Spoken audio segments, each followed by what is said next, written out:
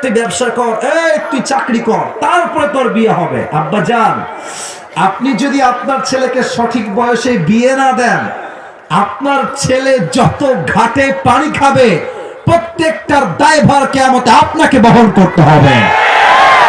আর বাপের কথা কি বলবো, সব ঝামেলা হচ্ছে মেয়েদের ভেতরে। এরা দেখবা যে প্রেম করার সময় চাকরি হলেও চলে, না হলেও চলে, যা হবে তাই চলে, কিন্তু বিয়ের সময় আসলে মেয়েরা দেখবা টাকা পাইলে টাকলাকেও তারা বিয়ে করতে দেরি করে না। এর মানে আজকাল মেয়েদের কাছে চরিত্রের চাইতে money is a big deal for them, ঠিক কিনা বলো? আমার আব্বাজানদের স্লোগান হবে যে আমার জামাই যে হবে টাকাওয়ালা হওয়া জরুরি নয়, ব্যবসায়ী হওয়া জরুরি নয়, বিশাল বড় সরকারি চাকরিজীবী হওয়া জরুরি নয়, আমার জামাই যে হবে তাকে